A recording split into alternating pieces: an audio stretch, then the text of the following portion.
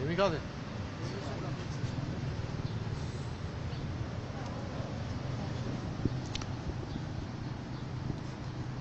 Përpara se të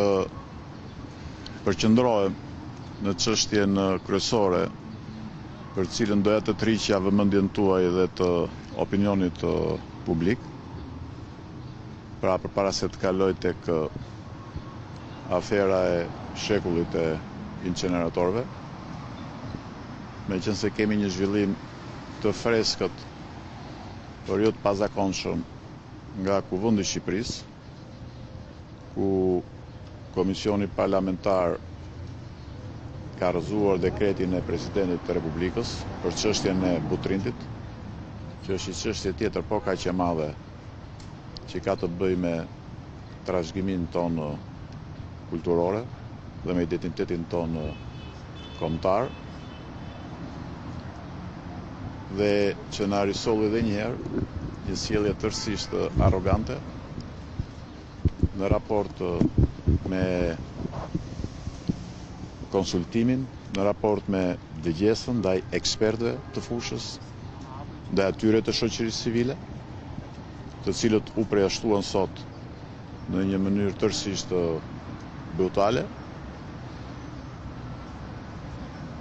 dhe që tregon qartë se deputetët që kanë vepruar këtë mënyrë janë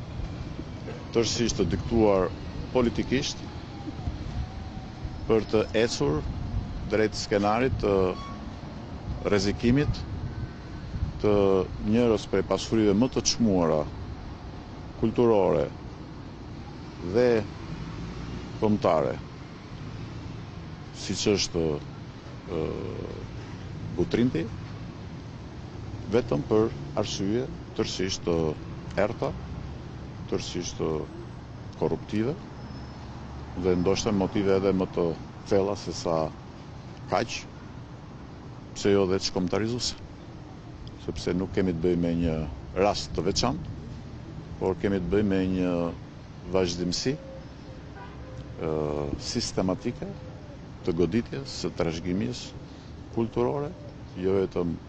në Tiranë, jo vetëm në Durrës, por tashmë edhe në Butrin dhe në shumë zona të tjera të vendit tonë. Ndaj do të dëshiroja dhe do të uroja që deputetët në seancë plenare t'i dëgjojnë edhe t'i lexojnë të gjitha argumentet në dekretin përkatës, që kanë të bëjnë me shkeljen e kushtetutës dhe të vetë preambulës së saj, që kanë të bëjnë me shkeljen e konventave ndërkombëtare, ku Shqipëria aderon, dhe me shumë akte të tjera që demonstrojnë paligjshmërinë dhe mungesën totale të transparencës së një iniciative të tillë. Ndërsa lajmet e fundit që dolën edhe dje, ku përveç pensionistëve që janë azile, që figurojnë në mënyrë të paditur me veprime të cilat ka përgjejnë mbi 30 milion euro. Çobanët, që është në Greqi me rrok 300 euro, që figuron gjithashtu me veprime të pakryer nga ai me miliona euro këtu. Dhe së fundi, për fat të keq, për të kuptuar dramaticitetin dhe immoralitetin e të iskajshëm të kësaj babëzie, që është babëzia e shekullit, dje u zbuluan faktet edhe për një qytetare të ndjerë, e cila është ndarë nga kjo botë të paktën para 5 vitesh, por në emrin e cilës dhe me firmën e saj, gjatë këtyre viteve janë kryer transaksione prej mbi 5-6 milion eurosh. Kjo është ulëritse, është tronditse. Një vend dhe i shtet dhe i qeveri që deklaron se nuk kemi çfarë të bëjmë në zjarrit, se nuk kemi lek për të blerë një avion apo një helikopter.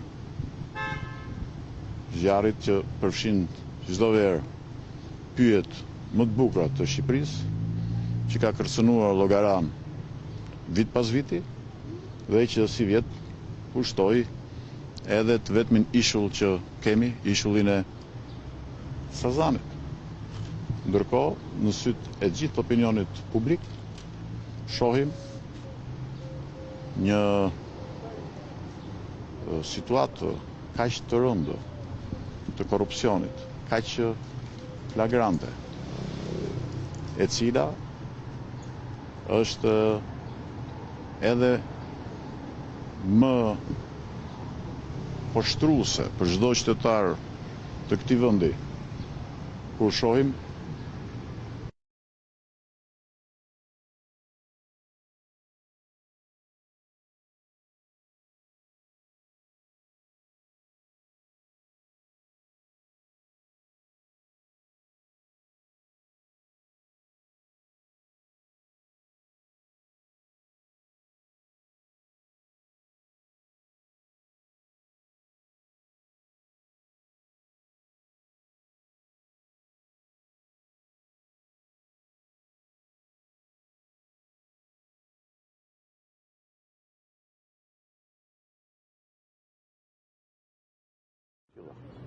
firmat të njerëzve që nuk jetojnë, firmat të njerëzve që janë në për azile. Çfarë është kjo qendra QKB-ja që pranon të bëjë veprime të tilla? Çfarë janë këta noterë që bëjnë këto veprime? Ku është krimi ekonomik? Ku është institucioni i pastrimit të parave? Kush mban përgjegjësi për këto skandale që jo vetëm nuk mbarojnë, po vetëm fillojnë? Si mund të vazhdojë afera e incineratorëve, që nga incineratori i Tiranës e kudo tjetër, kur dihet që të gjitha këto para shkojnë për llogaritë të krimit dhe të askujt tjetër, dhe janë parat e qytetarëve të Tiranës edhe të gjithë Shqipërisë. Është një situatë tepër dramatike dhe ftoj dhe kuvendin të merret më seriozisht. E icebergut në aferën e shekullit, që është e incineratorëve, të evidentohet përveç shumë aferave të tjera, të cilat janë pambarim, siç padyshim është edhe rasti më i fundit, edhe afera e Butrindit, sepse vetëm një aferë mund të bëj një komision parlamentar apo një kuvend apo një qeveri që të shkel në mënyrë të ndëgjeshme dhe të qëllimshme kushtetutën, të vërë dorë mbi trashëgiminë kulturore dhe të nxjerrë përjashta artistët, arkeologët, specialistët, shoqërinë civile, ashtu sikurse e keni parë edhe ju sot. Po, faleminderit.